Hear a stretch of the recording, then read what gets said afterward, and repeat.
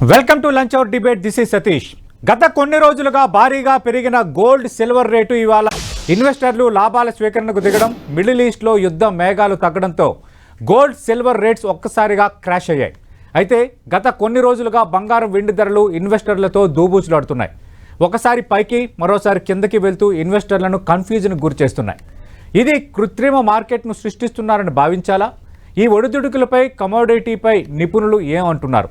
Lunch hour డిబేట్లో మనం మాట్లాడదాం. దీనికి సంబంధించి ఈ రంగంలో విశేష అనుభవం ఉన్న ప్రముఖ షేర్ మార్కెట్ విశ్లేషకులు క్రాంతి బత్తెన్ గారు ప్రస్తుతం జూమ్లో లైవ్లో పాల్గొంటున్నారు. క్రాంతి బత్తెన్ గారు, good afternoon sir. Good afternoon అండి.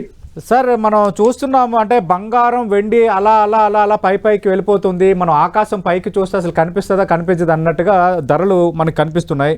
బట్ ఈరోజు మనం లేటెస్ట్ అప్డేట్స్ చూస్తే బంగారం తులం మీద 11,000, అలాగే కిలో వెండి దాదాపు 47,000 వరకు తగ్గింది. అంటే ఏంటి కన్ఫ్యూజన్? ఏమైనా మాయా? ఏం జరుగుతోంది? కొనాలా వద్దా? నిన్న కొంటే అద్భుతమైన రేటు, మళ్ళీ ఈ రోజు ఏమో కొంత తగ్గుదల. ఏం జరుగుతుంది సార్? సతీష్ గారు, గుడ్ ఆఫ్టర్నూన్ అండి. Good afternoon. మీరు చెప్పింది కరెక్టే. నార్మల్ గా మనం హిస్టారికల్ గా చూసినట్లయితే గోల్డ్ ని, సిల్వర్ ని, ఈ రెండు అసెట్ క్లాసెస్ ని, ప్రీషియస్ మెటల్స్ ని ఒక లో వాలటాలిటీ మెటల్స్ కింద చూస్తారు. అంటే వీటిలో ప్రైసుల్లో హెచ్చు తగ్గులు అనేవి చాలా తక్కువగా ఉంటాయి. నెక్స్ట్ గోల్డ్ ని మనం సేఫ్ హెవెన్ కింద చూస్తాం. అంటే ఏంటంటే గోల్డ్ కొంటే కనుక బాబు దీంట్లో హెచ్చు తగ్గులను చాలా తక్కువ ఒడిదుడుకులు ఉంటుంది, లో వాలటైల్ అసెట్.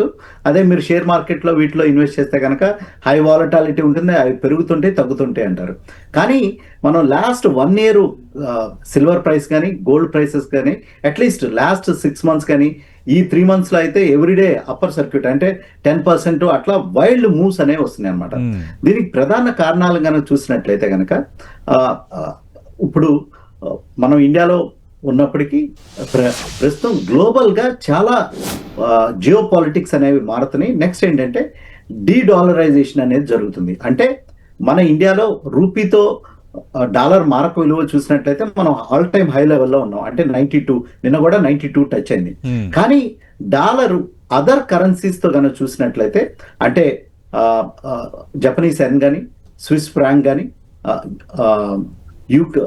యూకే పౌండ్ కానీ, యూరోతో కానీ, ఈ మెయిన్ కరెన్సీస్ తో చూస్తున్నట్లయితే డాలర్ ఇండెక్స్ అనేది తగ్గుతుంది. అంతేకాకుండా ప్రధానమైనటువంటి సెంట్రల్ బ్యాంక్స్ అంటే మనకి రిజర్వ్ బ్యాంక్ ఆఫ్ ఇండియా ఎట్లా ఉందో ప్రతి కంట్రీ యొక్క సెంట్రల్ బ్యాంక్స్ వాళ్ళ యొక్క డాలర్ అసెట్స్ ని నెక్స్ట్ యుఎస్ ట్రెజరీ బాండ్స్ లో ఇన్వెస్ట్ చేసే వాళ్ళ ఇన్వెస్ట్మెంట్స్ ని క్రమేపీ తగ్గిస్తూ ఈ డాలర్ ప్లేస్ లో ప్రస్తుతం గోల్డ్ ని ఇంక్రీజ్ చేయడం చేస్తున్నారు. ఇన్క్లూడింగ్ లాస్ట్ 1 month కన్నా చూసినట్లయితే బ్యాంక్ ఆఫ్ చైనా విపరీతంగా గోల్డ్ యొక్క రిజర్వ్స్ ని పెంచింది. అంతేకాకుండా మనకి ఎప్పుడు విననటువంటి Azerbaijan, Brazil, Poland, last week అయితే పోలాండ్ సెంట్రల్ బ్యాంక్ ఇవన్నీ గోల్డ్ రిజర్వ్స్ ని విపరీతంగా పెంచడం మనం చూస్తున్నాం. అంటే డాలర్ అసెట్స్ నుంచి they are moving to gold అనమాట. సో ఆ గ్లోబల్ రీసెట్ తో ప్రస్తుతం గోల్డ్ కి విపరీతమైన డిమాండ్ వచ్చింది. గోల్డ్ తో కంపేర్ చేసుకుంటే కనుక సిల్వర్ రేషియో కనుక చూసినట్లయితే సిల్వర్ ని హై బీటా ప్రీషియస్ మెటల్ కింద చూస్తాం అనమాట. సో అందువల్ల సిల్వర్ లో కూడా ప్రస్తుతం నడుస్తున్నటువంటి ఈ ఈవీ ట్రాన్స్ఫర్మేషన్ ఏదైతే ఉందో అంటే ఐస్ ఇంజిన్ నుంచి throughout the world EV engines లోకి మారుతున్నాం. అంతేకాకుండా సెమీ కండక్టర్స్ యొక్క యూసేజ్ అనేది పెరిగిపోయింది. మనం మొబైల్ ఫోన్ చూసినా, ఎనీ ఎలక్ట్రానిక్ డివైస్ చూసినా ప్రతి దాంట్లో సెమీ కండక్టర్స్ అనేవి ఉంటాయి.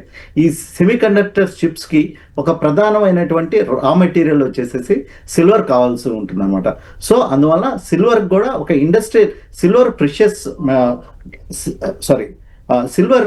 ప్రెషియస్ మెటలే. కానీ ఏంటంటే సిల్వర్ యొక్క డిమాండ్ అనేది ఇండస్ట్రీస్ నుంచి కూడా వస్తుంది. దీన్ని ఇండస్ట్రియల్ కమోడిటీ కింద కూడా చూస్తారు.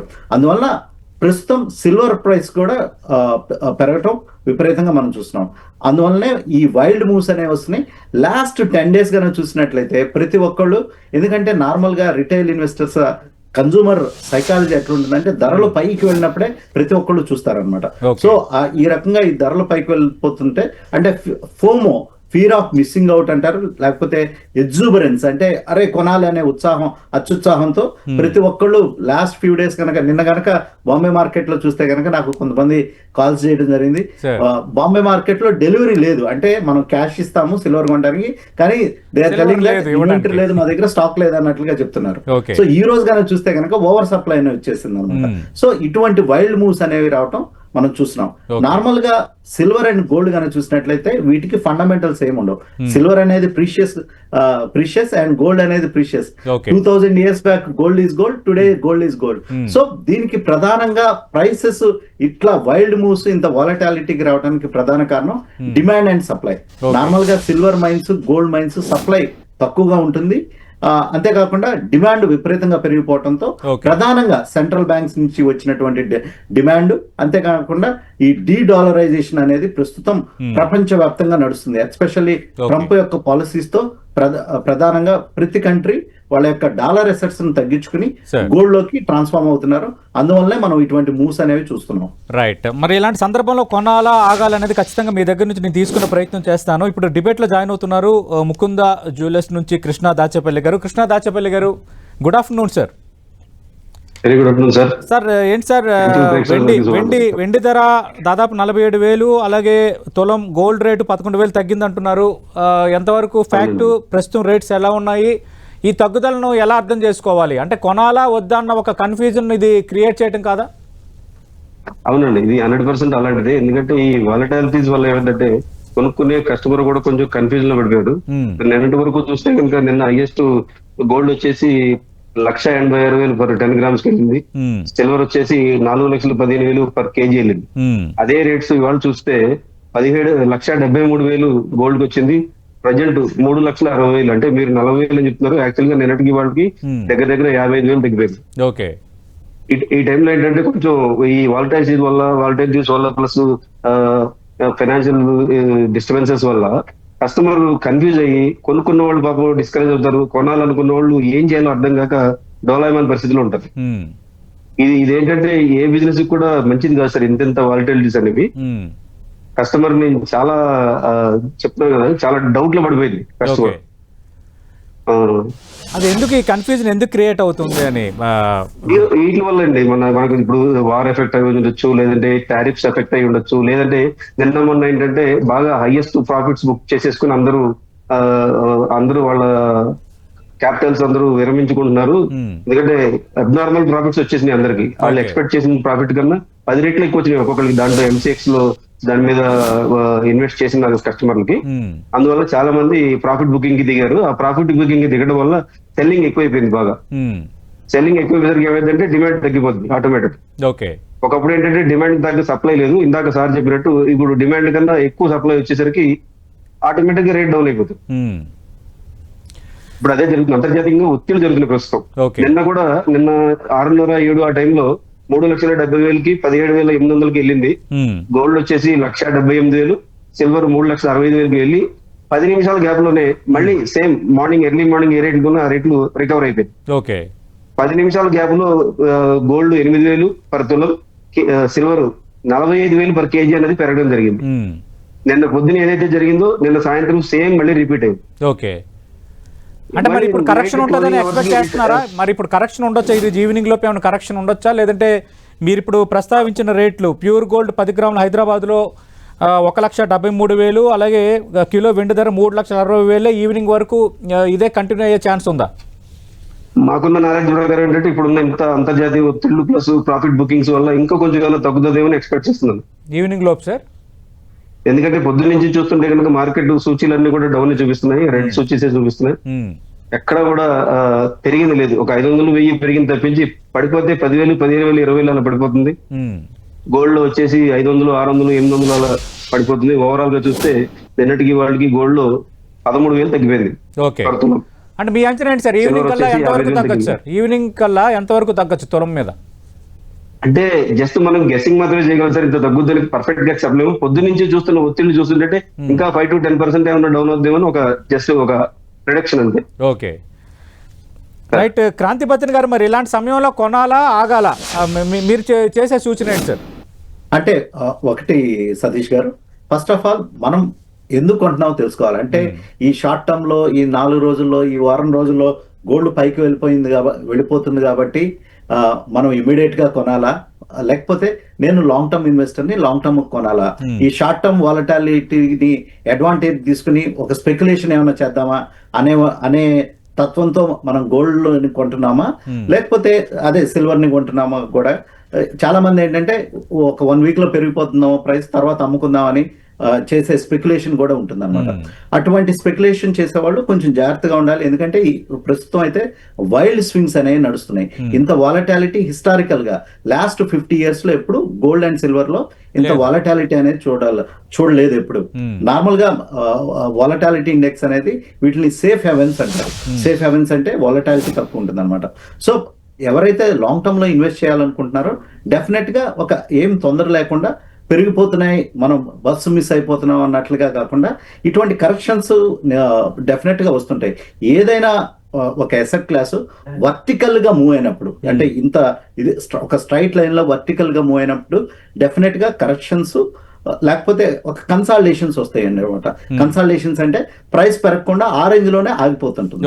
నార్మల్ గా ఈ ప్రిషియస్ మెటల్స్ కనుక చూసినట్లయితే ఇవి ఒక లాంగ్ సైకిల్స్ లో మూవ్ అవుతుంటాయి. దానికి ప్రధాన రీజన్లు వేరియస్ థింగ్స్ ఉంటాయి. ఒకటి ఏంటంటే యుఎస్ ట్రెజరీ పాలసీస్ ఎట్లున్నాయి, డాలర్ అదర్ అసెట్ క్లాసెస్ ఎట్లున్నాయి, అంతేకాకుండా జియో పొలిటికల్ ఇష్యూస్ ఎట్లున్నాయి. మనం ఈ లాస్ట్ 10 days నుంచి గోల్డ్ పెరగడానికి ఒక ప్రధాన కారణం ఏంటంటే జియో పొలిటికల్ ఇష్యూస్ కూడా. ఏదైతే యుఎస్ ఇరాన్ మీద దాడి చేయొచ్చు అనే న్యూస్ తో కూడా జియో పొలిటికల్ వరీస్ పెరగడంతో సేఫ్ హెవెన్ అయినటువంటి గోల్డ్ కి ఎక్కువ డిమాండ్ రావడం మనం చూస్తున్నాం. సో లాస్ట్ 24 hours 48 hours నుంచి కొంచెం ఆ న్యూస్ కొంచెం తగ్గుముఖంగా ఉండటంతో ఎస్టర్డే నైట్ కూడా పెద్ద ఇటువంటి న్యూస్ ఏది లేకుండా ఉండటంతో కొంత ప్రాఫిట్ బుకింగ్ అనేది వచ్చింది అనమాట. సో ఇటువంటి ఫ్యాక్టర్స్ కూడా చూడాలి. మీరు అడిగిన క్వశ్చన్ కి స్ట్రైట్ గా సమాధానం చెప్పాలంటే కొనాలా ఆగాల. స్పెక్యులేషన్ చేసేవాళ్ళు, అంటే నేను షార్ట్ టర్మ్ లో స్పెక్యులేషన్ చేసే వాళ్ళు ఎవరన్నా ఉన్నారంటే వాళ్ళు ఒక స్టాప్ లాస్ అనేది పెట్టుకోవాలన్నమాట. అంటే ఈ ధర గనక తగ్గిపోతూ ఉంటే గనక నేను నా లాస్ అనేది ఎక్కువ అయిపోతుంది, ఈ టైంలో తక్కువ లాస్ తోనే ఎగ్జిట్ అయిపోతాను అన్నట్లుగా ఒక స్టాప్ లాస్ అనేది పెట్టుకోవాలి. లేదు పెరుగుతుంది అనుకునే వాళ్ళు వెయిట్ చేయొచ్చు. ఎవరైతే లాంగ్ టర్మ్ లో ఇన్వెస్ట్ చేస్తానో అనుకున్నారో వాళ్ళ ఒక స్టాగర్డ్ మేనర్ లో, అంటే ఫర్ ఎగ్జాంపుల్ ఒక 100 rupees ఇన్వెస్ట్ చేయాలంటే ఇటువంటి డిప్ వచ్చినప్పుడల్లా ఒక 20 రూపాయలతో ఇన్వెస్ట్ చేసుకుంటే ఒక స్టాగర్డ్ మేనర్ లో ఇన్వెస్ట్ చేయడం మంచిది. కానీ ఏంటంటే ఇప్పుడు gold and silver both uncharted టెరిటరీలో ఉన్నాయి. అన్చార్టెడ్ టెరిటరీ అంటే ఏంటంటే వీటిని ప్రిడిక్ట్ చేయడం చాలా కష్టం. అంటే దే కెన్ గో అప్ పైకి అయినా వెళ్ళిపోవచ్చు, కిందకైనా రావచ్చు అనమాట. ఇటువంటి టైంలో కొంచెం జాగ్రత్తగా ఉండటం అయితే మంచిది. అంటే శ్రీకాంత్ పత్ని గారు, ఒకవేళ పైకైనా వెళ్ళొచ్చు కిందకైనా రావచ్చు అంటున్నారు కదా, ఒకవేళ కిందకు వస్తే ఎంతవరకు కరెక్షన్ ఉండొచ్చు సార్? అంటే మీ ఎక్స్పీరియన్స్, మీ అంచనా ఏంటి సార్? నార్మల్ గా మనం చూసినట్లయితే సిల్వర్ గానీ చూసినట్లయితే లాస్ట్ 1 year 200% పెరిగింది, 250%. అటువంటి అంత స్ట్రాంగ్ మూవ్ వచ్చినప్పుడు 30 to 40% కరెక్షన్ రావటం సర్వసాధారణంగానే చూడాలి. ఇదేదో క్రాష్ అయిపోయింది, కుప్పకూలిందని నార్మల్ గా మనం అనుకుంటాం, కానీ అంత పెరిగినప్పుడు అంత రిట్రేస్మెంట్ అవడం అనేది సర్వసాధారణంగానే చూడాలి. బట్ ఈసారి డిఫరెంట్ అనేది చాలా ఇంపార్టెంట్. మళ్ళీ రేపు కనుక మళ్ళీ జియో పొలిటికల్ ఇష్యూస్ బాగా పెరిగినాయి, ఏదైనా వార్ న్యూస్ ఇటువంటివి వచ్చినట్లయితే మళ్ళీ పెరగడానికి కూడా అవకాశం ఉంది. అందుకే నేను అన్చార్టెడ్ టెరిటరీ అంటున్నాను. లేదు ఈ వార్ ఇది సద్దుమణిగింది, మళ్ళీ పీస్ఫుల్ నేచర్ అనేది వచ్చింది, డాలర్ మళ్ళీ స్ట్రెంగ్థెన్ అవుతుందంటే కనుక మళ్ళీ ప్రైసెస్ లో కరెక్షన్, అంటే ఒక కన్సాలిడేషన్ కూడా రావడానికి అవకాశం ఉందండి. నార్మల్ గా 20-30% అయితే డౌన్ ట్రెండ్ రావడానికి అయితే క్లియర్ కట్ అవకాశాలు ఉన్నాయి. ఓకే, కృష్ణ దాచపల్లి గారు, మీరు దీనికి సంబంధించి వ్యాపారంలో ఉన్నారు కాబట్టి, అంటే పెరుగుతున్నప్పుడు ఇంకా పెరిగిపోతుందేమో, ఇప్పుడే కొంత కొనుగోలు చేసుకుంటే బెటర్ అన్న ధోరణి ఎక్కువగా కనిపిస్తుందో కొనుగోలుదారులో, లేదంటే ఇప్పుడు తగ్గింది కాబట్టి ఇప్పుడు కొన్ని ఉంచుకుంటే బెటరు, రేపొద్దున లాభాలు పొందొచ్చన్న ఆలోచనలో కొనుగోలుదారులు ఎక్కువ కనిపిస్తున్నారా? దీంట్లో 2 types ఉంటుంది సార్ కస్టమర్స్. ఫిజికల్ గా కొనేవాళ్ళు ఏంటంటే పెరుగుతున్నప్పుడు ఎక్కువగా కొనడానికి ఇంట్రెస్ట్ చూపిస్తారు, ఫిజికల్ గా ఆర్నమెంట్స్ కొనుక్కునేవాళ్ళు. డిజిటల్ గా ఇన్వెస్ట్మెంట్ చేసేవాళ్ళు ఏంటంటే తగ్గినప్పుడు దాంట్లో ఇన్వెస్ట్ చేసుకుంటే కంపల్సరీ పెరిగి పడిపోయింది కాబట్టి మళ్ళీ ఆ అమౌంట్ కి రీచ్ అవడానికి ఛాన్స్ ఉంటుందని కొంతమంది స్టాప్ లాస్ పెట్టుకుని ఇలా ఇన్వెస్ట్మెంట్ చేస్తూ ఉంటారు, ట్రేడింగ్ చేస్తాడు. ట్రేడింగ్ వేరు, బిజినెస్ వేరు. యాక్చువల్ గా ఏంటంటే పెరిగేటప్పుడు ఈ ఇంట్రెస్ట్ కస్టమర్ కి తగ్గేటప్పుడు కొంచెం స్లో చేస్తారు. ఎందుకంటే ఇంకా కొంచెం తగ్గే అవకాశం ఉంది, ఆల్రెడీ మార్కెట్ పడుతుంది కదా, కొంచెం తగ్గినప్పుడు చూద్దాం అని చెప్పి ఆగుతారు. దాన్ని ఎన్కాష్ చేసుకోలేదు కస్టమర్. ప్రతిసారి ఇలాగే కస్టమర్ నష్టపోతుంటారు. పెరిగేటప్పుడు ఉన్నంత ఉత్సాహం కస్టమర్ కి తగ్గేటప్పుడు ఉండదు. ఇవాళ మీరు అబ్జర్వ్ చేయండి, ఎక్కడైనా షాప్ లో చూస్తుంటే నిన్నంత క్రౌడ్ ఉంటారు, కొంచెం తక్కువ ఉంటారు, ఒక 10-20% తక్కువ ఉంటారు. ఎందువల్ల అంటే తగ్గింది కదా. మాకు మీరు హెడ్లైన్స్ కొనుక్కుంటారు కదా సార్, అంటే సాధారణ థియరీ కదా అది. అంటే కస్టమర్ ధోరణి ఎలా ఉంటదంటే తగ్గుతుంది కదా ఇంకొంచెం వెయిట్ చేద్దాం, ఓహో ఇంకా ఇంకా ఆ ధోరణిలో వెయిట్ చేస్తారు. పెరిగేటప్పుడు మటుకు అది ఉండదు.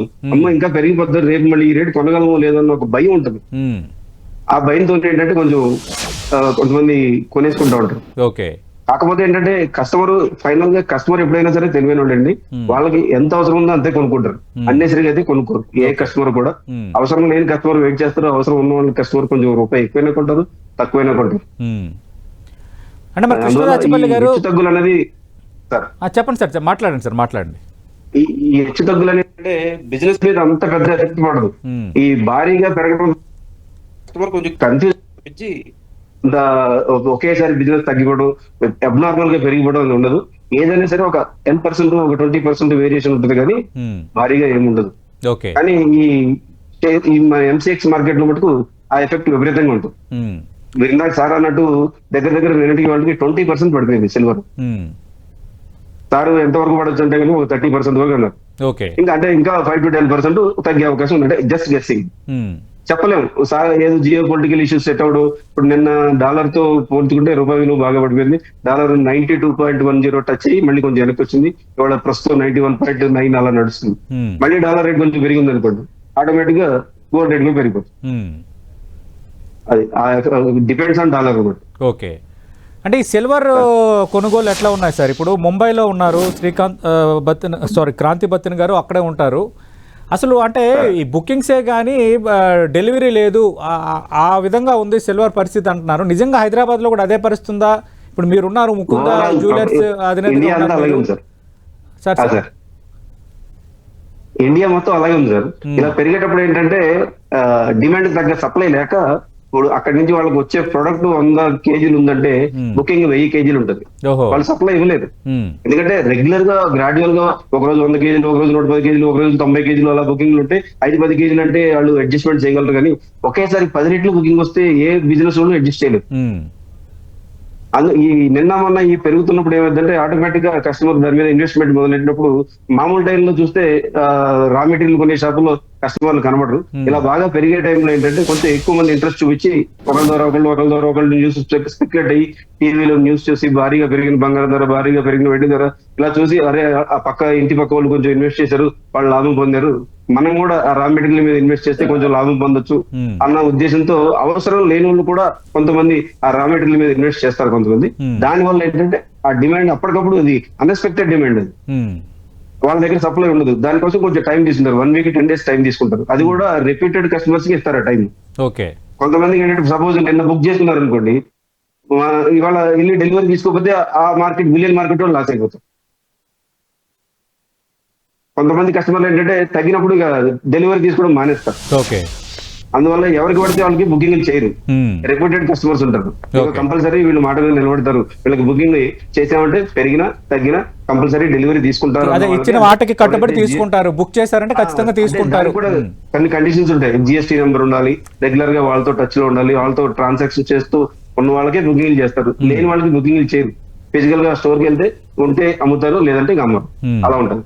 ఓకే. ప్రస్తుతం బాగా పెరగడానికి అయితే అదొక రీజన్, డిమాండ్ తగ్గ సప్లై లేకపోవడం ఒకటి. ఓవరాల్ గా చూసుకుంటే కనుక ఈవీ కన్జంప్షన్ పెరగడం, సోలార్ ప్యానల్స్ కన్జంప్షన్ పెరగడం, అది కాకుండా గోల్డ్ రేట్ కొంచెం పెరగడం వల్ల కొంతమంది ఒక వర్గం పీపుల్ ఏంటంటే గోల్డ్ ఆభరణాలకి ఆల్టర్నేటివ్ గా సిల్వర్ జ్యువెలరీ, ఒకప్పుడు సిల్వర్ జ్యువెలరీ ఉండేది కాదు, సిల్వర్ ఆర్టికల్స్ మాత్రమే ఉండేది. ఇప్పుడు ఏంటంటే సిల్వర్ జ్యువెలరీ కూడా గోల్డ్ తో పోటాపోటీగా షాపులు వస్తున్నాయి, గోల్డ్ తో పోటాపోటీగా డిజైన్లు మంచి డిజైన్లు వస్తున్నాయి. అందులో అంటే ఇక్కడ నుంచి మన ఇంట్లో ఉండే అమ్మలక్కలు అందరూ మాట్లాడుకుంటారేమో, నువ్వు ఈ సిల్వర్ తో ఇది చేయించుకున్నాను, లేదు ఇది నేను చేయించుకున్నాను చూపించుకుంటారేమో. అంటే గోల్డ్ అంటే ఆర్డర్ చేయించుకోవాలి, కానీ సిల్వర్ డైరెక్ట్ రెడీగా వెళ్ళి కొనేసుకోండి. అదే సార్, అదే అప్పుడు గోల్డ్ అంటే ఆర్డర్ ఉండేది. ఇప్పుడు గోల్డ్ కూడా పెద్ద పెద్ద మాల్స్ వచ్చేసినాయి, ఎవరు కూడా ఆర్డర్ ఇచ్చే ఇంత టైం లేదు సార్, అంత ఇన్స్టెంటే. Yes, sir. కస్టమర్ డబ్బులు తీసుకొని వస్తారు, Okay. తీసుకొని వెళ్ళిపోయేలాగే, అంతేగాని ఆర్డర్ ఇస్తాం తీసుకెళ్తాం అంత ఓపిక లేదు Right. కస్టమర్ కూడా.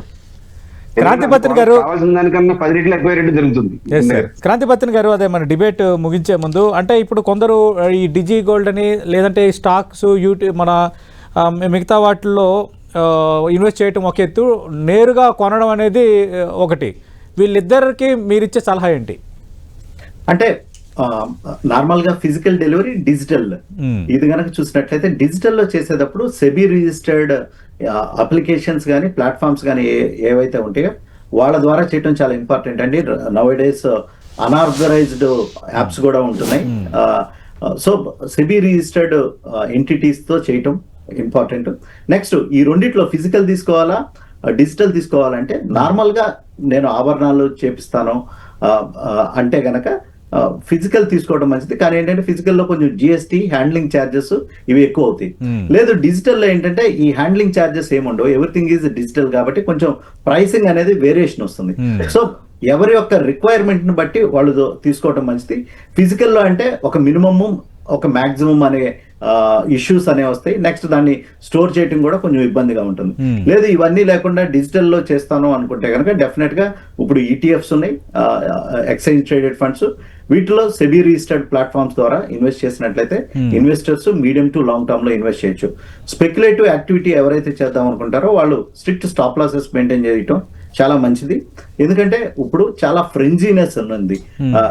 1 year back silver and gold గురించి మాట్లాడే వాళ్ళు ఎవరు ఉండేవాళ్ళు కాదు. కానీ ఏంటంటే ఇప్పుడు ఏంటంటే too much money is chasing these asset class అనమాట. అందువల్ల ఈ ఫ్రెంజీనెస్ ఉంది కాబట్టి కొంచెం జాగ్రత్తగా ఉండటం మంచిది. అంటే ఒకవేళ ఈటీఎఫ్స్లో పెట్టాలనుకుంటే ఇప్పుడున్న పరిస్థితుల్లో సిల్వర్ గోల్డ్కి సంబంధించి బెస్ట్ ఏమంటే ఏం చెప్తారు సార్ బ్రీఫ్గా?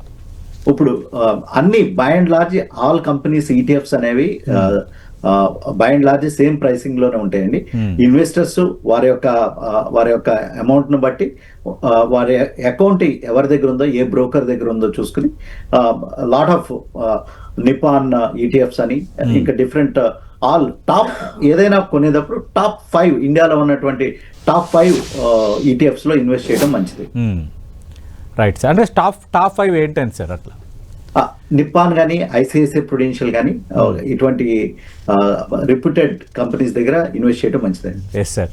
థ్యాంక్ యూ క్రాంతిపత్రి గారు. మళ్ళీ ఇంకా తగ్గుతాయా, మళ్ళీ పెరిగినప్పుడు మళ్ళీ మనం కలుస్తామా? మీరు అన్నట్టుగా ఇందాక ఇట్ డిపెండ్స్, ఏమి ఊహించలేని పరిస్థితి ఉంది. ఎందుకంటే ఈ రంగంలో నిష్ణాతులైన మీరు కానీ, వ్యాపారపరంగా నిష్ణాతులైన కృష్ణ దాచేపల్లి గారు కానీ ఎవరు కూడా పూర్తిగా అంచనా వేయలేనంత ఒక వాతావరణం క్రియేట్ అయింది. కాబట్టి చూద్దాం, latest wait and see. Thank you sir, మీ విలువైన టైం టెంటివ్ కేటాయించారు. థ్యాంక్ యూ కృష్ణ దాచేపల్లి గారు. ఇంత వాలిటాలిటీస్ వస్తున్నప్పుడు ఏంటంటే ఎవరు కూడా గట్టిగా కాన్ఫిడెన్స్ గా చెప్పలేదు సార్ ఎవరు కూడా. Absolutely sir. Thank you sir. Next Satish గారు జస్ట్ 1 point అండి. ఇప్పుడు గ్లోబల్ రీసెట్ అనేది జరుగుతుంది. ఈ గ్లోబల్ రీసెట్స్ అనేవి చాలా అరుదుగా జరుగుతాయి అన్నమాట. సో ఈ గ్లోబల్ రీసెట్ అనేది జరిగేటప్పుడు కరెక్ట్ గా ప్రిడిక్ట్ చేయడం ఎవరి వల్ల కాదు, అందువల్లే జాగ్రత్తగా ఉండాలి. Great sir. Thank you sir డిబేట్లో పాల్గొన్నందుకు. బంగారం కొనాలా వద్దా? ఈ మధ్య కాలంలో ఎప్పుడూ చూడలేనంతగా కిలో వెండి 47,000 తగ్గింది. అలాగే తులం బంగారం 11,000 తగ్గింది. మరి ఇదే కంటిన్యూ అవుతుందా? మళ్ళీ రేపేం జరగబోతుంది ఎవరు ఏమీ చెప్పలేని పరిస్థితి ఉంది. ఒక రకమైన ఒక కన్ఫ్యూజన్, ఒక మాయలాగా అంతా జరుగుతోంది. మనం వేచి చూడటమే తప్ప ఎవరి చేతిలో ఏమీ లేదు.